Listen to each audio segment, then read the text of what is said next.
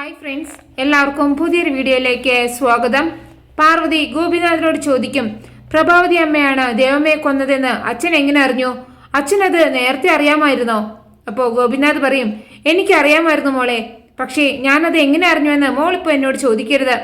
അതുമാത്രമല്ല, പ്രഭാവതി ആരാണെന്നും എങ്ങനെയുള്ളവളാണ് എന്നും അവൾ ആർക്കൊക്കെ എന്തൊക്കെ ദ്രോഹങ്ങൾ ചെയ്തിട്ടുള്ളവളാണെന്നും അങ്ങനെ എല്ലാ സത്യങ്ങളും എനിക്കറിയാം. വളരെ നേരത്തെ തന്നെ എനിക്കിതൊക്കെ അറിയാമായിരുന്നു. പക്ഷേ എല്ലാം അറിഞ്ഞിട്ടും ഒന്നും പറയാനാവാത്ത നിസ്സഹായ അവസ്ഥയിലാണ് ഞാനിപ്പോൾ. നീ ഇത് എങ്ങനെ അറിഞ്ഞു മോളെ? അപ്പോൾ പാർവതി പറയും, തീപിടുത്തത്തിൽ ലാപ്ടോപ്പ് കത്തുന്നതിന് മുമ്പ് മാജിക് ബോക്സിൽ സൂക്ഷിച്ചിരുന്ന മെമ്മറി കാർഡ് ഞാൻ കണ്ടിരുന്നു.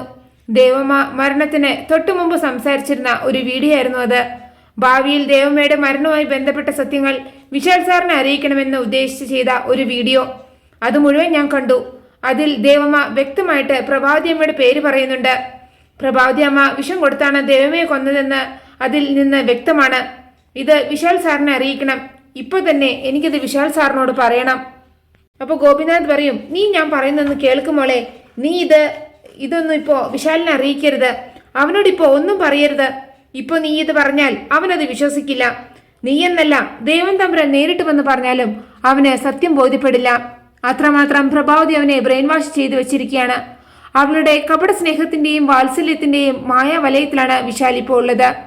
ഗായത്രിക്ക് തുല്യമായിട്ടാണ് അവനിപ്പോൾ പ്രഭാവതിയെ സ്നേഹിക്കുന്നത്. ആരെക്കാളും പ്രാധാന്യം അവനിപ്പോൾ പ്രഭാവതിക്ക് കൊടുക്കുന്നുണ്ട്.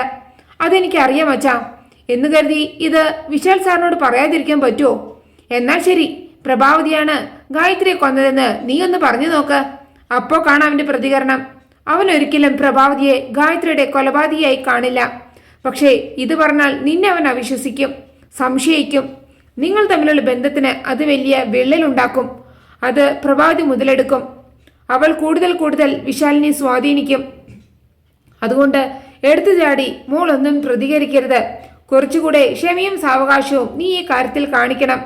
ഇനിയിപ്പോ ഇതൊക്കെ അവഗണിച്ച് നിനക്ക് പ്രഭാവതിയുടെ സ്വഭാവം പുറത്തു കൊണ്ടുവരണമെങ്കിൽ അതിന് തക്കതായ തെളിവുകൾ വേണം. ആ മെമ്മറി കാർഡ് ഒരു തെളിവായിരുന്നു. പക്ഷെ അതിപ്പോ കത്തിപ്പോയില്ലേ? അപ്പോ ഇനി വീണ്ടും പ്രഭാവതിക്കെതിരെ തെളിവുകൾ ഉണ്ടാക്കണം. എങ്കിൽ മാത്രമേ അവളെ നമുക്ക് ലോക്ക് ചെയ്യാനാവൂ. അതുകൊണ്ട് നീ ഞാൻ പറയുന്നത് കേൾക്കണം. ഇതുവരെ നീ കണ്ടതും അറിഞ്ഞതുമെല്ലാം മനസ്സിൽ തന്നെ വെക്കണം. പ്രഭാവതി എത്രമാത്രം ക്രൂരയും ക്രിമിനൽ ബുദ്ധി ഉള്ളവളാണെന്ന് ഇപ്പൊ മോൾക്ക് വ്യക്തമായിട്ടില്ലേ? സൂക്ഷിക്കണം എന്ന് പറഞ്ഞിട്ട് ഗോപിനാഥൻ അകത്തേക്ക് പോവുകയാണ്. പിന്നെ പ്രഭാവതി മുമ്പ് പറഞ്ഞ കാര്യങ്ങൾ ഓരോന്ന് പാർവതി ഓർക്കുകയാണ് കേട്ടോ. എന്നിട്ട് വിചാരിക്കും, എത്ര വലിയ ക്രിമിനലാണ് പ്രഭാവതി അമ്മ. അവർ വിശാൽ സാറിനെയും നമ്മുടെ കുടുംബത്തെയും ചതിക്കുകയല്ലേ ചെയ്യുന്നത്. പാപം വിശാൽ സാറിനെ അവർ സ്നേഹിച്ച് വഞ്ചിക്കുകയാണ്. ഭർത്താവ് മരിച്ചുപോയി എന്ന് പറഞ്ഞ് അവർ ഒരു ഫോട്ടോ കാണിച്ചല്ലോ. എന്നിട്ട് വഴിയിൽ വെച്ച് ആ ഫോട്ടോയിൽ കണ്ട ആളെ പാർവതി കണ്ടത് ഓർക്കുകയാണ് കേട്ടോ. എന്നിട്ട് പറയും, പ്രഭാവതി അമ്മയുടെ ആദ്യ ഭർത്താവ് എന്ന് പറഞ്ഞ് ഫോട്ടോയിൽ കാണിച്ചെന്ന ആളെ എങ്ങനെയെങ്കിലും കണ്ടെത്തണം. അയാളെ കണ്ടെത്തി മുന്നിൽ കൊണ്ട് നിർത്തിയാൽ പ്രഭാവതി അമ്മയുടെ തനി സ്വഭാവം കണ്ടെത്താം. പിന്നെ കാണിക്കുന്നത് എല്ലാവരും തിരിച്ച് ഗായത്രി നിലയിൽ എത്തിയതാണ്. റൂമിലെത്തിയ വിശാലിനോട് പാർവതി പറയും, കഴിഞ്ഞത് കഴിഞ്ഞു സാറേ, അതിനി ഓർക്കണ്ട. അപ്പോൾ വിശാൽ പറയും, എങ്ങനെ എനിക്കത് മറക്കാനാവും? തലനാരഴിക്കാണ് താൻ രക്ഷപ്പെട്ടത്. ആ നേരത്ത് ഞാൻ അവിടെ എത്തിയില്ലായിരുന്നുവെങ്കിൽ എനിക്കത് ചിന്തിക്കാൻ പോലും വയ്യ. അപ്പോൾ പാർവതി പറയും, അത്ര പെട്ടെന്നൊന്നും മുകളിലേക്ക് വിളിക്കില്ല സാറേ എന്നെ. എനിക്ക് ഇവിടെ ഒത്തിരി കാര്യങ്ങൾ ചെയ്തു തീർക്കാനുണ്ട്. അതൊക്കെ കഴിയണം. പിന്നെ ഇടയ്ക്കിടയ്ക്ക് ചില പരീക്ഷണങ്ങളൊക്കെ ഉണ്ടാകും. അത് അനുഭവിച്ചേ മതിയാവൂ. ദൈവത്തിന് എന്നെ അത്ര ഇഷ്ടമുള്ളത് കൊണ്ടാണ് കൃത്യസമയത്ത് തന്നെ സാറിനെ എൻ്റെ അടുത്ത് എത്തിച്ചത്. അപ്പോൾ വിശാൽ ചോദിക്കും, എന്തിനാണ് പാർവതി ദൈവം എന്നെ ഇങ്ങനെ പരീക്ഷിക്കുന്നത്? ആദ്യം എൻ്റെ അമ്മയെ എനിക്ക് നഷ്ടപ്പെട്ടു. ഇപ്പോൾ ആരൊക്കെയോ ചേർന്ന് നിന്നെ കൊല്ലാൻ ശ്രമിക്കുന്നു. ആരാണവർ? അവരെ കണ്ടെത്താൻ നമുക്ക് സാധിക്കുന്നില്ലല്ലോ. അപ്പോൾ പാർവതി പറയും, കാലം തെളിയിക്കാത്ത സത്യമില്ല സാറേ. മറിഞ്ഞിരുന്ന് ആക്രമിക്കുന്ന ശത്രുക്കൾക്ക് എന്നും ആ മറവിൽ തന്നെ കഴിയാനാവില്ല. എന്തെങ്കിലും ഒരു ദിവസം അവർക്ക് വെളിച്ചത് വന്നേ മതിയാവൂ. സാറ് വിഷമിക്കാതിരിക്കെ അവരെ നമുക്ക് കണ്ടെത്താനാവും. അവരെ നമ്മൾ കണ്ടെത്തിയിരിക്കും. അപ്പോൾ വിശാല പറയും, ഇത്രയൊക്കെ സംഭവിച്ചിട്ട് നിനക്കൊരു പതർച്ചയില്ലല്ലോ പാർവതി. നിന്റെ ഈ ധൈര്യം കാണുമ്പോൾ എനിക്ക് നിന്നിൽ അഭിമാനം തോന്നുന്നു. അപ്പോൾ പാർവതി പറയും, എല്ലാം ഉദയനൂരമ്മയുടെ അനുഗ്രഹമാണ്. അമ്മ നൽകുന്ന ശക്തിയാണ്. പിന്നെ വിശാൽ സാറ് കൂടെയുള്ളപ്പോൾ ഞാൻ ആരെയാണ് എന്തിനെയാണ് പേടിക്കേണ്ടത്? ഇത് രണ്ടാം വട്ടമല്ലേ സാർ എന്നെ മരണത്തിൽ നിന്ന് രക്ഷിക്കുന്നത്? അപ്പോൾ വിശാൽ ചോദിക്കും, ശരി, ആ മെമ്മറി കാർഡിലെ വീഡിയോ നീ കണ്ടു എന്ന് പറഞ്ഞില്ലേ? ഇനി പറ, അതിൽ നീ എന്താ കണ്ടത്? ആ വീഡിയോയിൽ അമ്മ എന്താ അമ്മ എന്താ പറഞ്ഞിരിക്കുന്നത്? അമ്മയുടെ എന്ത് വിഷമമാണ് ആ വീഡിയോയിലുള്ളത്? അപ്പോൾ പാർവതി മനസ്സിൽ പറയും, വീഡിയോയിൽ ദേവമ്മ പറഞ്ഞതൊന്നും വിശാൽ സാറിനെ ഇപ്പോൾ അറിയിക്കരുതെന്നല്ലേ അച്ഛൻ പറഞ്ഞത്? എന്നിട്ട് വിശാലിനോട് പറയും, അതിൽ പ്രത്യേകിച്ച് ഒന്നുമില്ല സാറേ. ഏതോ ഒരു പിറന്നാൾ ദിവസം ദേവമ്മ വിശാൽ സാറിന് എന്തോ ഒരു പിറന്നാൾ സമ്മാനം തരണമെന്ന് ആഗ്രഹിച്ചിരുന്നു. അത് ദേവമ്മയ്ക്ക് തരാൻ സാധിച്ചില്ലല്ലോ. അതിൻ്റെ സങ്കടത്തിൽ അമ്മ സാറിനോട് ക്ഷമിക്കണമെന്ന് പറയുന്നതാണ് ഞാൻ ആ വീഡിയോയിൽ കണ്ടത്.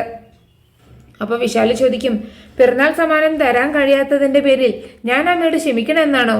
അതെ സർ, അതാണ് അമ്മ പറഞ്ഞത്. വേറൊന്നും ആ വീഡിയോയിൽ ഉണ്ടായിരുന്നില്ലേ? അതിനു മുമ്പ് ആ ലാപ്ടോപ്പ് എൻ്റെ കയ്യിൽ നിന്ന് താഴെ വീണ് കത്തിപ്പോയില്ലേ സാറേ? അപ്പോൾ വിശാൽ പറയും, ആ മെമ്മറി കാർഡിൽ ഇനിയും വിഷ്വൽസ് ഉണ്ടായിരിക്കണം.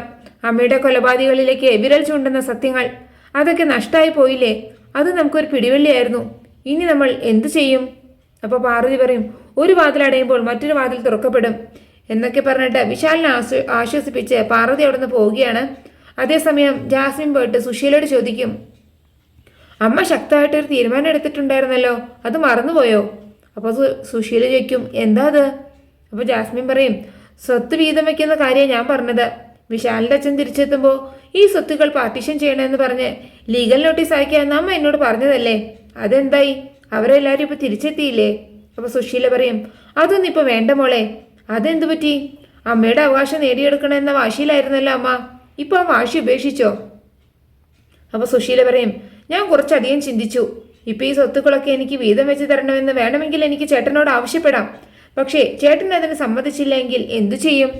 അപ്പോൾ ജാസ്മിൻ പറയും, അതിനാണ് നിയമപരമായ നീക്കം നടത്തണമെന്ന് ഞാൻ അമ്മയോട് പറഞ്ഞത്. അപ്പോൾ സുശീല പറയും, അതിനൊന്നും എനിക്ക് വയ്യ മോളെ. കേസും കൂട്ടുമായാൽ അതിൻ്റെ പുറകെ കുറേ അലയേണ്ടി വരും, പണവും ചിലവാവും. അതിനുവേണ്ട പണമൊന്നും ഇപ്പം എൻ്റെ കയ്യിലില്ല. അതുമാത്രമല്ല, കേസ് കൊടുത്താൽ ഉടനെ വിധിയാവണമെന്നുണ്ടോ? കാലതാമസം എടുക്കില്ലേ? അങ്ങനെ ഏതെങ്കിലും കാലത്ത് കിട്ടാൻ പോകുന്ന സ്വത്തിന് വേണ്ടി എന്തിനാണിപ്പോൾ പണവും സമയവും വേസ്റ്റ് ചെയ്യുന്നത്? ഒന്നും വേണ്ട, എനിക്കിപ്പോൾ ഉള്ള ഈ ജീവിതം മതി. ഞാൻ എന്തായാലും സ്വത്തിൻ്റെ പേരിൽ ഏട്ടനോട് വഴക്കിനോ കാണത്തിനോ ഇല്ല. ഇത്രനാൾ എങ്ങനെ കഴിഞ്ഞോ അങ്ങനെ തന്നെ മതി. ഇനി ചേട്ടൻ്റെ മനസ്സ് മാറി എൻ്റെ ഷെയർ എനിക്ക് തരണമെങ്കിൽ തരട്ടെ, അത്ര തന്നെ എന്ന് പറഞ്ഞിട്ട് സുശീല അകത്തേക്ക് പോവാണ് കേട്ടോ. അപ്പോൾ ജാസ്മിൻ പറയും, ഇവർ നന്നാവുമെന്ന് എനിക്ക് തോന്നുന്നില്ല. ഈസി ആയിട്ട് സ്വത്തടിച്ചു മാറ്റാൻ ഞാൻ നോക്കുമ്പോൾ ഈ പെണ്ണുമ്പിള്ള അതിനെ കൂട്ടുനിൽക്കില്ല എന്നാണ് തോന്നുന്നത്. ഇനിയിപ്പോൾ എന്തെങ്കിലും വേറെ വഴി കാണണം എന്ന് ചിന്തിച്ച് നിൽക്കാണ് കേട്ടോ ജാസ്മിൻ. അതേസമയം പ്രതാപൻ പ്രഭാവതിയോട് പറയും, പാർവതി ആ തീപിടുത്തത്തിൽ വെന്ത് വെണ്ണീറായെങ്കിൽ നമ്മളിപ്പോൾ രക്ഷപ്പെട്ടേനെ. ഇതിപ്പോ ചെറിയ പൊള്ളൽ പോലും ഏൽക്കാതെ അവള് രക്ഷപ്പെട്ടില്ലേ? അപാര ആയുർബലമാണ് അവൾക്ക്. അപ്പൊ പ്രഭാവതി ചോദിക്കും, അവളെ രക്ഷപ്പെട്ടെന്ന് കരുതി നീ എന്തിനാ ഇത്ര ടെൻഷൻ ആവുന്നത്? അപ്പൊ പ്രതാപൻ പറയും, അവൾ എല്ലാ സത്യങ്ങളും വിശാലിനോട് പറഞ്ഞാൽ നമ്മുടെ കഥ അതോടെ കഴിഞ്ഞില്ലേ? അതാണ് എൻ്റെ പേടി. അവൾ എന്തെങ്കിലും നമ്മളെക്കുറിച്ച് വിശാലിനോട് പറയുന്നതിന് മുമ്പ് അവളുടെ കാര്യത്തിൽ നമുക്കൊരു തീരുമാനം ഉണ്ടാക്കണം. അപ്പോൾ പ്രഭാവതി പറയും, നീ പേടിക്കണ്ട. പാർവതി എന്തൊക്കെ വിശാലിന്റെ ചെവിയിൽ ഓതി കൊടുത്താലും അവൻ അതൊന്നും കണക്കിലെടുക്കില്ല. അതെന്താ ചേച്ചിക്ക് ഇത്ര ഉറപ്പ്? അപ്പോൾ പ്രഭാവതി പറയും, ആ വിധത്തിലാണ് ഞാൻ വിശാലിനെ ബ്രെയിൻ വാഷ് ചെയ്തു വെച്ചിരിക്കുന്നത്. അത്രയ്ക്ക് വിശ്വാസമാണ് അവൻ എന്നോടുള്ളത്. ആ വിശ്വാസം തകർക്കാൻ പാർവതിക്ക് ഒരിക്കലും കഴിയില്ല. അക്കാര്യത്തിൽ എനിക്ക് നല്ല ഉറപ്പുണ്ട്. അത്രമാത്രം